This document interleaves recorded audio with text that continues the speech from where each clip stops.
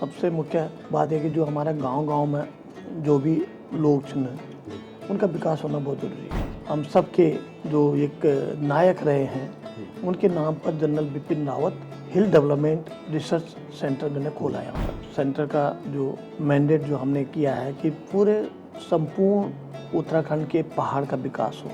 सबसे बड़ा इनोवेशन हमारा ये था कि कान के टुकड़े से हमने कई भैंसें वहाँ तैयार की। अभी पिछले साल ही हमने वहाँ पर एक गाय तैयार की जिसका नाम गंगा रखा गया। ईदगाह नाम, ईदगाह काम, और फिर वो एक बाद आप उत्तराखंड में ही आ गए, यहाँ यूनिवर्सिटी का दायित्व संभालने। बहुत ज़रूरी था, मतलब अच्छा लगा था पर बीचों पर लोगों को ना पर बीच में काम करना बहुत बढ़िया लगा।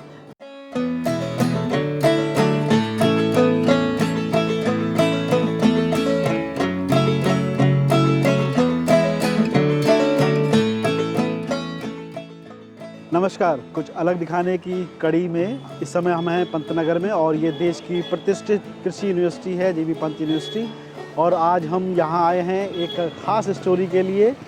यहाँ पर एक अभिनव पहल हुई है जो हमारे CDS थे जनरल बिपिन रावत, उनके नाम पर यहाँ पर general Bipin Rawat research school on hill development शुरू किया गया है। उसको देखेंगे, उसको जानेंगे और यहाँ के जो VC हैं डॉक्टर मनमोहन सिंह चौहान, उनसे बात करेंगे, जानेंगे उनका क्या विज़न है यूनिवर्सिटी को लेकर, यूनिवर्सिटी में क्या नया हो रहा है, इन सब पर बात करेंगे। तो चलिए चलते हैं।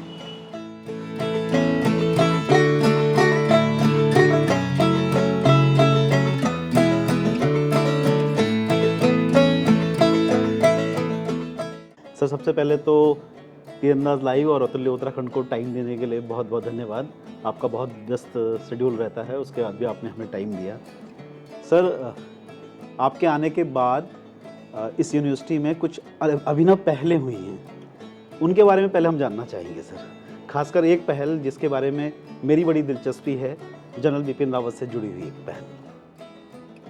आपने कहा कि आप विश्वविद्यालय में जब से आए तब से आपने कई उपलब्धियां भी हासिल की होंगी। तो पहला तो यह है कि मैं पिछले साल अगस्त में मैंने 29 अगस्त को ज्वाइन किया था, पिछले साल जी। इसका मतलब 2 साल मेरे को पूरे हो गए हैं जी। क्योंकि मैं उत्तराखंड से ही जुड़ा हूँ और उत्तराखंड में मेरा जैसे तन मन धन जो उत्तराखंड के लिए हमेशा रहता है जी। मुझे यहीं पढ़ाई करने का मौका मिला। फिर मैं ICR में जो वैज्ञानिक के रूप में मैं बड़े बड़े संस्थाओं में मैंने काम किया और जब मैं अगस्त 29 2022 को मैंने यहाँ पर ज्वाइन किया तो यहाँ पर क्योंकि अपनी जगह है, मौका मिला है भगवान ने सेवा करने का, तो सबसे बड़ी बात ये थी कि पहले जो विश्वविद्यालय अपने आप में बड़ा नामी विश्वविद्यालय है जीबी पंत कृषि एवं प्रौद्योगिक विश्वविद्यालय पंतनगर, तो यहाँ पर मैंने देखा कि भाई बाकी सब चीज़ें चल रही हैं। जो हमारे क्षेत्र जो हमारा उत्तराखंड का क्षेत्र है जिसमें पहाड़ है सबसे बड़ा और पहाड़ी लोग हम हैं, तो इनका विकास होना बहुत ज़रूरी है। विश्वविद्यालय अपने जगह पे काम कर रहा है पर हमारा सबसे मुख्य बात है कि जो हमारा गांव-गांव में जो भी लोग हैं उनका विकास होना बहुत ज़रूरी है। तो उसके तहत जनरल बिपिन रावत साहब का तो आप सब ने नाम सुना है, देशी ने विदेशी सब जानते हैं कि उनका पूरे देश के लिए कितना उनका कंट्रीब्यूशन था, योगदान था। तो मैंने सोचा कि पहले हमारे हिल डेवलपमेंट में कुछ हमारा रिसर्च होना चाहिए। जो हमारी संस्कृति है, तौर तरीके हैं, खान पीन है, जो लोकगीत हैं, जो हमारे रहन सहन का तरीका है, उस पर रिसर्च करने की बहुत ज़रूरत है। और उसके तहत मैंने जनरल बिपिन रावत जो हमारे हम सब के जो एक नायक रहे हैं उनके नाम पर जनरल बिपिन रावत हिल डेवलपमेंट रिसर्च सेंटर मैंने खोला यहाँ पर। और आपने ठीक ही कहा कि सबसे बड़ा उस सेंटर का जो मैंडेट जो हमने किया है कि पूरे संपूर्ण उत्तराखंड के पहाड़ का विकास हो, वहाँ के महिलाएं हैं उनका विकास हो, तो यहाँ के हमारे जो तौर तरीके होते हैं उसमें रिसर्च होनी चाहिए कि हम क्यों अपनाते थे तौर तरीके। हमारा सब चीज़ का वो छोटी छोटी चीज़ें उसमें भी रिसर्च होकर और ताकि हम उनके लिए कोई और विकसित कर सकें इस बारे में वो स्कूल अब चल रहा है, बहुत अच्छा है। आप उसको देखेंगे तो आपको अच्छा लगेगा। तो हमारी बहनें हैं, महिलाएं हैं, पहाड़ी के हैं, इनके खान पीन है, कोदा झंगोरा सब चीज़ जो हमारा कैसा होता है और क्या क्या रीति रिवाज हमारे हैं और उन पर रिसर्च होकर ताकि उसका और कैसे बढ़ावा हो पूरे क्षेत्र के साथ साथ पूरे देश को पता चले कि हम पहाड़ के लोग कितने हार्ड वर्कर हैं, कितने मेहनती हैं।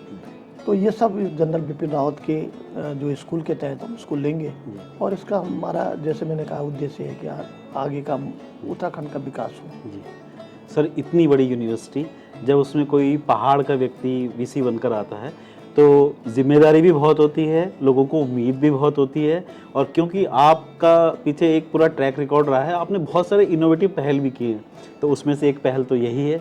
उसके अलावा सर क्या पहलें हो रही हैं और आप इसको कैसे देखते हैं, अपने लिए एक चुनौती या एक मौका?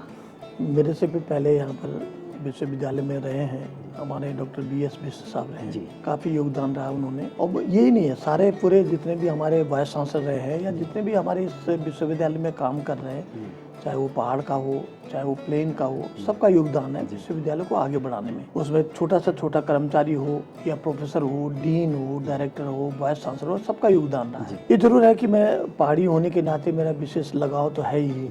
मैंने MSc PhD मैंने गढ़वाल विश्वविद्यालय से की है और उसके बाद मुझे एग्रीकल्चर साइंटिस्ट जिसे बोलते हैं, कृषि वैज्ञानिक के तौर पे मुझे ICAR में मौका मिला कार्य करने का।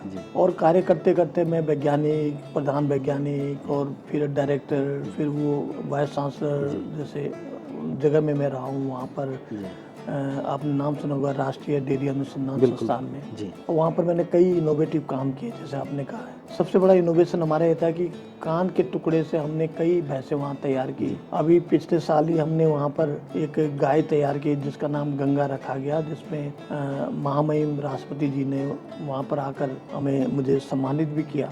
तो जब ये सोच होता है कि हम पूरे देश के लिए हम काम किया, हमने देश के पूरे विदेश के लिए भी काम किया, क्योंकि आप ये मान के चले कि जो क्लोनिंग का जो काम था वो बहुत बड़ा ब्रेक थ्रू था हमारे उसमें। और आप करनाल में जाइएगा तो बड़ी बड़ी भैंसें आपको मिलेंगी, दुधारू भैंसें हमारे द्वारा क्लोनिंग के द्वारा पैदा की गई मिलेंगी। तो जब मुझे यहाँ सेवा करने का मौका मिला, मैं उत्तराखंड सरकार का शुक्रगुजार हूँ कि मुझे ये मौका मिला। और जब मैं यहाँ पर काम करना मैंने शुरू किया तो मेरा यही था कि भाई कोई नया होना चाहिए, कोई इनोवेशन होना चाहिए, रूटीन काम से बात नहीं बनती। और दूसरा, पंतनगर जैसे विश्वविद्यालय से सबकी उम्मीदें हैं कि ब्रेक थ्रू हो, बढ़िया काम हो, हमारे किसानों के लिए काम हो, नई नई वैरायटी यहाँ पर आए हमारे फसलों में। उस दिशा में मैंने अपने जितने भी वैज्ञानिक हैं, जितने भी फैकल्टी मेंबर हैं, डीन डायरेक्टर, उनसे बराबर मैं मीटिंग करता हूँ कि भाई नया काम करो, प्रोग्राम लाओ, प्रोजेक्ट लाओ, सब चीज़। उसमें सरकार और भारत सरकार और उत्तराखंड की सरकार भी मदद कर दी है। तो हमने आते ही पहले मैंने कहा, दलहन में आपने देखा होगा कि माननीय प्रधानमंत्री जी ने कहा है कि भाई जो दलहन में जो हमारा प्रोटीन है, प्रोटीन की कमी है, बच्चों में प्रोटीन की कमी होती है, तो दालें का उत्पादन बढ़ाएं।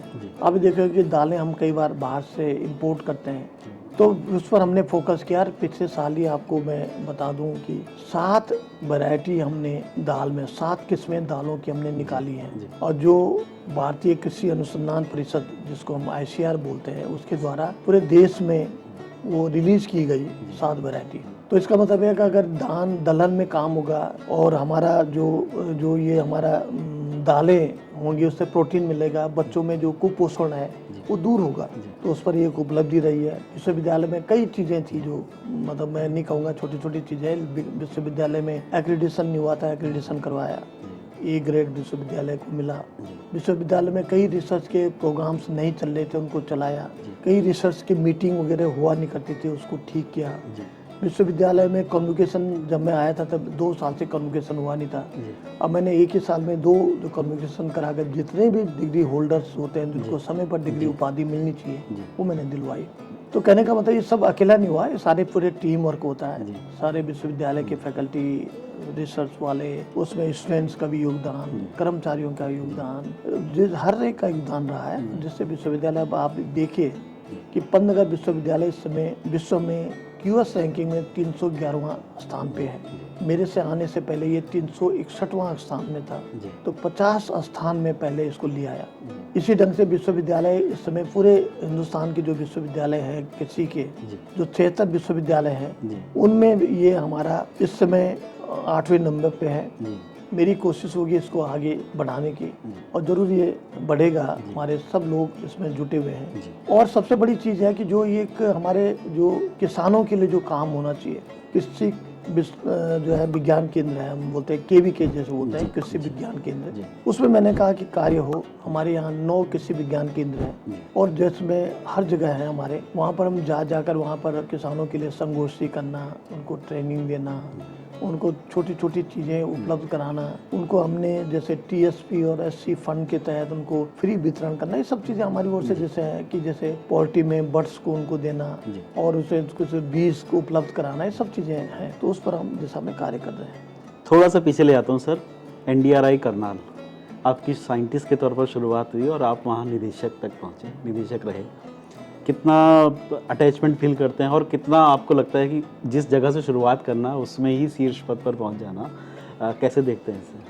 देखो, बहुत बड़ी बात है क्योंकि गढ़वाल विश्वविद्यालय से पास आउट हुआ था मैं 81 में, फिर 86 में जाकर मैंने PhD की और उसके बाद एग्रीकल्चर रिसर्च सर्विस होता है जो ERS का नेशनल लेवल का एग्ज़ाम होता है, बहुत बड़ा एग्ज़ाम होता है और उसको क्वालिफाई करके मैं वैज्ञानिक बना। तो मैं वहाँ पर करनाल में जब वैज्ञानिक बना तो उसमें चुनौतियाँ थी कि मैं आपको 87-88 की बात कर रहा हूँ।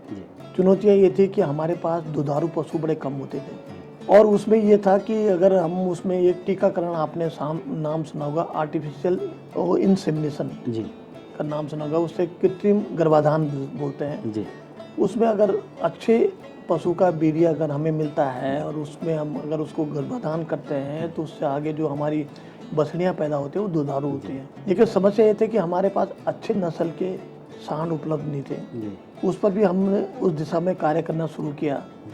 दुधारू पशु नहीं थे, उस पर भी कार्य करना शुरू किया। तो लगातार मैं मेहनती तो था ही, देखो पहाड़ से तो पहाड़ का आदमी बड़ा मेहनती होता है और बड़ा मेरे को बड़ा गर्व है कि मैं एक पहाड़ के यमकेश्वर ब्लॉक का रहने वाला हूँ और मेरी शुरू की पढ़ाई तो वहीं हुई, जयरी खाल हुई, श्रीनगर गढ़वाल में हुई और हम मेहनती तो थे। तो हमने कहा कि बेड़ा, मैंने कहा कि भाई जैसे आपने कहा इनोवेशन होना बहुत ज़रूरी है, तो ये नवाचार मेरे हर समय दिमाग में होता था कि नवाचार होना चाहिए। तो वहाँ मैंने अपनी टीम के साथ मिलके जब वैज्ञानिक में था तो पहले हमने एक ओवन पिकअप में या टेस्ट ट्यूब बेबी में हमने कटलियाँ तैयार करने की कोशिश की।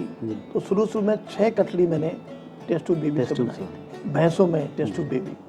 उसके बाद मैंने कहा कि भाई ये अब जो हमारे दुधारू पशु हैं उनको कैसे आगे हम इसको बढ़ाएं। तो एक इम्ब्रो जो ट्रांसफर टेक्नोलॉजी बोलते हैं, जिसको भ्रूण प्रत्यारोपण तकनीकी बोलते हैं, उस पर कार्य करना शुरू किया। तो शुरू में हमने 500-600 गाय की बछड़ियाँ वहाँ पर करनाल में पैदा की।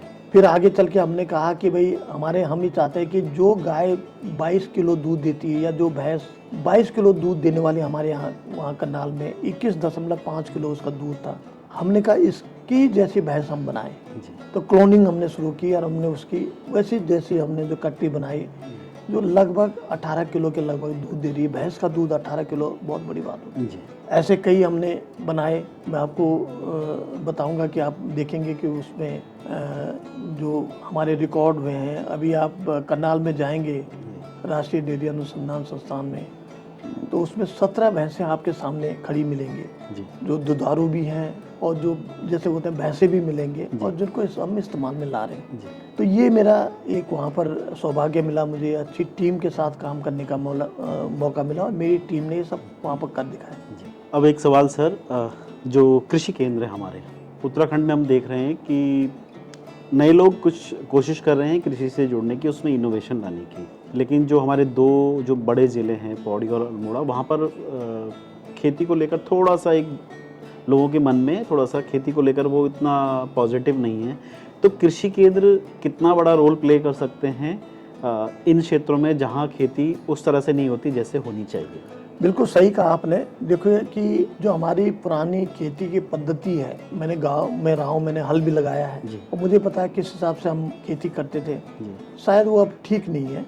हमें पहले तो बात यह है कि वैज्ञानिक तौर तरीके अपनाने होंगे। जब भी मैं अपने किसान भाइयों के साथ में होता हूँ, अपने लोगों के साथ वहाँ पर होता हूँ, तो उनसे बात करता हूँ तो बोले भाई ऐसा है कि हमें उत्पादन होता नहीं है, जंगली जानवर हमें बहुत ज़्यादा परेशान करते हैं, वहाँ पर खेती नहीं होने देते, बंदर हैं, सूअर हैं, ये सब मैं उस चीज़ का मेरे को पता है, ये सब चीज़ें हैं। लेकिन एक चीज़ और है कि हम मतलब केवल जो है जिस हिसाब से जो तरीका हमारा तौर तरीका था झंगोरा कोदा उगाने का, आप सब जानते हैं कि जो ये हमारा मोटा अनाज श्री अन्न के नाम से अब हम बोलते हैं उसको, जी मिलेट जो है, जी और उसमें उत्तराखंड सरकार ने भी अपने उसके लिए एमएसपी बनाई है जी और कहा है कि हम आपका कोदा झंगोरा ये अनाज हम लेंगे और इस दिशा में काम करने की बहुत ज़रूरत है। जी तो मैं जितने भी हमारे भाई लोग हैं, जितने भी हमारे किसान भाई हैं, छोटे छोटे जोत वाले किसान हैं हमारे, जी उनसे ज़रूर कहूँगा कि खेती से दूर ना भागें। जी उसमें एक चीज़ है कि नवाचार को अपनाते हुए जी और हमारे जगह जगह किसान के लिए कृषि विज्ञान केंद्र हम लोगों ने स्थापित किए हैं। जैसे मैंने कहा कि 9 कृषि विज्ञान केंद्र हैं, जी पौड़ी में है, आपका अल्मोड़ा में है, यहाँ नैनीताल के पास है, काशीपुर में है, हरिद्वार में है, देहरादून में है, जी और ये सब जगह उसमें ग्वालदम में है, जी। पिथौरागढ़ में, ये सब जगह है, जी और आपका रुद्रप्रयाग में है। जी। तो वहाँ पर हमारे कृषि विज्ञान केंद्र हैं, वहाँ पर हमारे किसान भाई जाएं और वहाँ पर हमारे वैज्ञानिक तौर तरीके अपनाएं। वो वैज्ञानिक हमारे वहाँ पर तत्पर हैं उनको मदद करने के लिए। जी मैं अभी जगदार भी गया हूँ, जी। अब अल्मोड़ा में गया हूँ, जोलीकोट गया हूँ, यहाँ पर सब जगह मैं जाता हूँ। मैं उनसे यही पूछता हूँ कि भाई कितने किसान लोग आपके पास आते हैं, कितने को आप ट्रेनिंग देते हैं जी और तौर तरीका बताते हैं। जी तो अब ये है कि किसान भाई जागरूक हो रहे हैं। जी। और देखो मेरा ये मानना है कि क्योंकि मुझे तो लगाव है, मैं तो अपने लोगों के बीच में मुझे बहुत अच्छा लगता है, जी और मैं चाहता हूँ कि उनका अगर एक गांव में अगर आपने 2 किसान भी आपने तैयार कर लिए जी तो उसको देखते हुए बाकी गांव के लोग अपने आप तैयार हो जाएंगे। जी। क्योंकि मैंने कहा ना कि पहाड़ी लोग बड़े मेहनती होते हैं, जी बड़े साफ सुथरे होते हैं, बड़े मेहनती होते हैं जी और बड़े इनोसेंट होते जी। हैं। छल कपट हमारे पहाड़ में नहीं है। जी और भारत सरकार के साथ साथ हमारे विश्वविद्यालय का और हमारे उत्तराखंड सरकार का लगातार इसमें योगदान है, सहयोग है। हमारे कृषि मंत्रालय बड़ा काम कर रहा है, बस शर्त है कि उनको हमसे ढंग से जुड़ने की है। जी और इसमें हम पूरा पूरा जो काम कर रहे हैं, जी हमारे यहाँ से जो कई जैसे हमारे पास जैसे मतलब बागवानी के हमारे पौधे हैं, उसके अलावा साग सब्जियों के बीज हैं या गेहूं चावल मंडुआ इसके बीज हैं, तो हम समय समय पर केवीके के द्वारा किसानों तक पहुंचा रहे हैं। केवीके का मकसद यह है कि पहले अपने जगह पे उसको रिसर्च से बताएंगे कि देखो क्या हम करते हैं, उसको उत्पादन करके किसानों को डेमोन्स्ट्रेशन जिसे बोलते हैं उनको डेमोन्स्ट्रेट करके बताएंगे, ताकि किसान भाई वो जानेंगे कि हम इसको भी कर सकते हैं। मछली उत्पादन है, हमारे उत्तरा फॉल हमारे विश्वविद्यालय के द्वारा एक उत्तरा मुर्गी यहाँ से डेवलप की गई है जो उत्तराखंड के लिए बहुत अच्छी है। उसको बैकयार्ड पोल्ट्री बोलते हैं। अपने घर में अगर हम 4-5 मुर्गियाँ रखें, अंडे मिलेंगे हमारे बच्चों को, उनको आप जो माल न्यूट्रिशन है, प्रोटीन की कमी है और एनिमल प्रोटीन की कमी है वो पूरा होगा। तो ये सब चीज़ मिलजुल के, जैसे हमारे आंगनबाड़ी हैं उनको भी हम मदद करें, तो ये सब विश्वविद्यालय इस दिशा में काम कर रहे हैं। और जैसे कि जनरल बिपिन रावत हिल डेवलपमेंट जो रिसर्च सेंटर जो हमने बनाया है, वो इसी में पिछले 2 साल से लगातार कार्य कर रहा है। तो ये बड़ा एक अपॉर्चुनिटी मिली है उन लोगों की सेवा करने के लिए जिनको वास्तव में सेवा की ज़रूरत है। सर, एक सवाल, उत्तराखंड की महिलाएं बहुत मेहनती होती हैं। उत्तराखंड की अगर हम कहें कि धुरी हैं तो वो यहाँ की महिलाएं हैं। पंतनगर यूनिवर्सिटी के वीसी होने के नाते आप उत्तराखंड की महिलाओं को क्या कहना चाहेंगे और कैसे यूनिवर्सिटी उनकी मदद के लिए आगे आ सकती है? देखो, क्योंकि मैं तो गांव से ही हूँ, मैं अपने गांव में भी देखता था कि जो करीब 75% जो खेती हो रही है वो हमारी महिलाएं, हमारी माताएं, हमारी बहनें कर रही हैं। तो इसका मतलब यह है कि जब तक हम महिलाओं का विकास नहीं करेंगे तो खेती का भी विकास नहीं होगा। तो हमारी खेती और हमारे जो भी हमारे रिसर्च का फोकस जो है महिलाएं हैं, तो उनको हम ये मैंने कहा है जितने भी केवीके हैं या हमारे यहाँ हैं कि महिलाओं बहनों को हम ट्रेनिंग देंगे और वैज्ञानिक तौर तरीके से खेती कैसे की जाती है उसकी ट्रेनिंग देंगे। उसके साथ साथ और भी तरीके हमें कैसे अपने बच्चों का रखरखाव करें, कैसे सफाई में ध्यान रखें। क्योंकि मैं कई बार बोलता हूँ उनको कि जो दीदी जो आपके यहाँ या जो बहनें, हमारी छोटी बहन है, जो बच्चा जो गांव में बीमार होता है, 10 में से 6 बच्चे इसलिए बीमार होते हैं कि हम सफाई में ध्यान नहीं देते। आप किसी भी हॉस्पिटल में चले जाओ, अगर 10 बच्चे बीमार हैं तो 6 इसलिए बीमार हैं कि उनको सफाई का ध्यान, गंदा हाथ से गंदा पानी पीकर या ये करके वो बीमार होते हैं। तो बार बार मेरा यही रहता है कि एक तो अपने बच्चों का भी ध्यान रखें। दूसरा, जब मैं गढ़वाल विश्वविद्यालय में था, हमारे यहाँ लगातार डिबेट होता था। हम बोलते थे कि उस समय तो हम यूपी में थे, तो हमने कहा कि पहाड़ी क्षेत्र का विकास कैसे हो।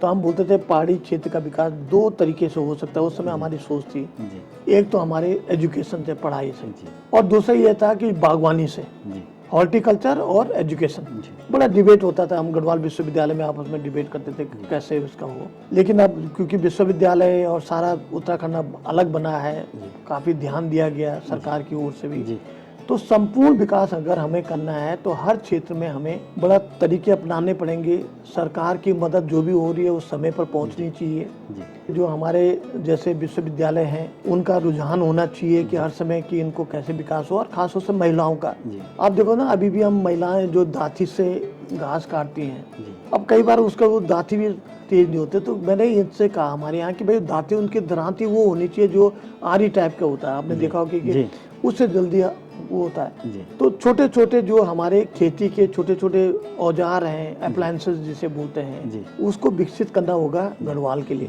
कुमाऊं के लिए, जी उत्तराखंड के लिए। जी और हम उस दिशा में कार्य कर, छोटे छोटे ट्रैक्टर बनाने पड़ेंगे और बन भी रहे हैं। देखो हमारे यहाँ जब किसान मेला होता है तो वहाँ पर छोटे ट्रैक्टर भी आते हैं जो पहाड़ के लिए बड़े उपयोगी होते हैं। छोटे छोटे औजार जो हमारे विश्वविद्यालय के द्वारा भी जो है बनाए गए हैं, उसको भी हम समय समय तक पहुँचाते हैं। तो ये सब तक जो होगा तब तक 75% जो हमारी बहनें खेती में काम कर रही हैं उनका ढंग से भला नहीं हो सकता। तो इस पे हमें इस दिशा में पूरा काम करने की जरूरत है। आपने देखा होगा कि धीरे धीरे करके हमारे किसान भाई लोग या महिलाएं भी खेती से हट रहे हैं, वो ठीक नहीं है। भाई हमारा जो नेचुरल रिसोर्सेज हमारे पास हैं, ये सब चीज़ों का जब तक हम इसको संजोए नहीं रखेंगे, जब तक उस पर लगाव नहीं रखकर खेती में अपना योगदान नहीं करेंगे, कैसे खेती का विकास होगा। और मेरा ये मानना है कि आगे आने वाले दिनों में उत्तराखंड का बहुत अच्छा भविष्य है, सारे बढ़िया वो है, लेकिन जब अगर हम थोड़ा सा उनको और विशेष ध्यान देंगे तो बहुत अच्छा उत्तराखंड का विकास होने वाला है। जी सर, एप्पल मिशन की बहुत बात हो रही है, हमारे सामने हिमाचल का एग्जाम्पल है। हिमाचल आज सेब और हिमाचल की बात होती है हर जगह। हमारे यहाँ सेम क्लाइमेट है, ऐसा ही पूरा एरिया है, उसके बावजूद भी हम सेब में शायद वो चीज़ें अचीव नहीं कर पाए हैं जो हमें करनी चाहिए। आपके यहाँ यूनिवर्सिटी लेवल पे बहुत उस पर काम हो रहा है, तो थोड़ा सा उसके बारे में जरूर बताइए। देखो, ये आपने ठीक कहा कि हमें हिमाचल के जितना हमें लीड लेने की ज़रूरत है। ये भी आप देखेंगे कि उत्तराखंड हिमाचल की काफ़ी बात बना। जी तो जब से उत्तराखंड सरकार आई है तो उनका तो ध्यान है ही, विश्वविद्यालय तो हमेशा ध्यान था खेती में, रानी चौरी, और उससे ऊपर हमने काफ़ी काम भी किया। पर उसमें एक और भी है कि और काम करने की ज़रूरत है, मैं मानता हूँ। और उसमें सबसे बड़ी चीज़ है कि जो नई नई किस्में हैं जो हमारे क्लाइमेट के साथ में, जो हमारे वातावरण के साथ में वहाँ पर अच्छे हो सकें। कई हमारे ऐसे प्लांटिंग मटेरियल हैं जो हमारे सेब के जो पौधे हैं जो हिमाचल में है तो वो यहाँ हो नहीं पा रहे हैं, तो थोड़ा रिसर्च की भी ज़रूरत उसमें है। लेकिन जब तक हम किसान को बढ़िया पौधा सेब का नहीं देंगे तो सेब बढ़िया कैसे होगा। एक बात मैं और कहूँगा कि विशेष ध्यान तो है ही, हमारे यहाँ भी रिसर्च बराबर हम कर रहे हैं। किसानों तक हम बार बार पहुँचाते हैं कि खेत की जो सेब की कौन सी नस्ल आपके लिए अच्छी होगी, कब इसमें वो करना है, कब इसके पैदावार करना है, क्या क्या इसमें बीमारियाँ आती हैं, उस सब के बारे में हम जानकारी देते रहते हैं। लेकिन ये जरूर है कि हिमाचल हमसे काफ़ी आगे है, वो उस बात से मैं सहमत हूँ, पर हम भी उस दिशा में आगे बढ़ रहे हैं। अब ये देखिए कि एक एडवांटेज हमें जो हम लोग नहीं जान पा रहे हैं कि हमारा हिमाचल से थोड़ा सा ज़्यादा टेम्परेचर होता है और जल्दी हमारे यहाँ गर्मी आती है हिमाचल के कंपेरिजन में। इसका मतलब है कि हमारा सेब जो है 15 दिन पहले यहाँ तैयार हो जाता है, जो कि हिमाचल में 15 दिन बाद तैयार होता है। ये हमें लीड देता है। अब ये हमें अगर 15 दिन पहले हमें सेब मिला तो सीधे यहाँ से दिल्ली आज़ाद मंडी में हम सेब का ट्रक के ट्रक वहाँ पर पहले पहुँचा दें, और हिमाचल का सेब 15 दिन बाद आएगा, तब तक हम सेब में छा जाएंगे। तो ये बड़ा एडवांटेज है। अब इसको हमें जल्दी से जल्दी कैश करना चाहिए। बराबर चर्चाएं होती हैं हमारे उसमें, हमारे बार बार मैं ये बोलता हूँ कि इसमें हमें फोकस करना है और फोकस भी हो रहा है। थोड़ा समय और लगेगा, हम हिमाचल से आगे बढ़ जाएंगे, आप ये मान कर चलें। हमारे पास बहुत ऊपर आप जाइए, मुनस्यारी में जाइए, ऐसे एरिया में आप जाए, वहाँ पर कई एवेन्यूज है, हमारे पास कई स्कोप हैं करने के लिए। उस दिशा में हम लोग काम कर रहे हैं और ज़रूर हम आगे बढ़ेंगे। जी सर, ये तो हुई यूनिवर्सिटी लेवल की बात है। अब कुछ आपसे थोड़ा सा आपसे रिलेटेड सवाल। ईदगाह नाम, ईदगाह काम, और फिर वो एक बाद आप उत्तराखंड में ही आ गए, यहाँ यूनिवर्सिटी का दायित्व संभालने। कन लगन कि मतलब पूरी दुनिया में काम कर इधर पहचान मिला और एक बात आप प्रदेश देखो सेवा करना मौका मिल गया। एक दिन के बाद से मैं का कि भाषण में चाहे सूचना जी और माननीय मोदी जी ने भी पिछले साल एक ऐसा देहरादून जी। में उन बोल है कि भाई पहाड़ की जवानी और पहाड़ का पानी पहाड़ के काम नहीं आता। जी और वो हमेशा मेरे दिमाग में रहा जी कि भाई वो डिग्री बिडिन करी, पीएचडी करी, पढ़े लिखी के और काम करना कौन चल गयो में हरियाणा में जी या दिल्ली में को तो पहाड़ पे काम निभाए, जी लेकिन वो कभी मैं पूरा देश की सेवा करना चाहे जो इसमें पर पहाड़ भी है। जी आप देखो कि वो जब हम रहे थे तो बद्री गाय जी जो थे हमन आइडेंटिफाई करी के बद्री गाय का रजिस्ट्रेशन करवाए। जी NBAR national bureau of animal genetics resources एक जगह से उन्होंने उनसे सब लोगों ने सहयोग करके वहाँ रजिस्ट्रेशन कराया जो आज बद्री गाय के नाम से विकसित, तो उसमें भी हम लोगों को योगदान थे। पर बाद में भी तो मौका मिल गया कभी ना कभी यार पर पहाड़ सेवा होनी चाहिए, जवानी में तक नहीं कुछ, लेकिन कम से कम बुढ़ापा में तो सेवा होनी चाहिए। तो मैं खैर वो करनाल बिटने जब मैं डायरेक्टर और कुलपति के रूप में जब बिटन रिटायर हो तो मुझे एक मौका मिली। अब दिल से इच्छा थी कि अफ्रीका के काम करो और मैं कई बार कई चीज अलग जब बैठक में बोल कैसे पहाड़क भला हो सकत, क्या वैज्ञानिक तौर तरीके हम लाए कि पहाड़क होना चाहिए भला और वो सहयोग होना चाहिए माँ वही दिशा में जन हम लोग हमेशा कार्यरत है। पर ये जरूर है कि बहुत कुछ करने की जरूरत है, नवाचार हो गया, उनको सहयोग देने की, छोटे छोटे पैकेजेस प्रैक्टिसेस देने की जरूरत है। आप देखो कि इवन बकरी पालन का एक बड़ा स्कोप है, भेड़ पालन का स्कोप है, मुर्गी पालन का स्कोप है, मछली पालन का है। मछली पालन का पहाड़ में जो हमारी ट्रॉट वाली एक मछली है उसकी बड़ी डिमांड है और बड़ी टेस्टी भी होती है मछली, तो उस दिशा में हम लोग काम कर रहे हैं। और मैंने यहाँ से कहा कि अभी हम लगभग 5 लाख हम मछलियों के बीज जो है पहाड़ तक उपलब्ध कराते हैं, उसको मैंने कहा बढ़ाओ।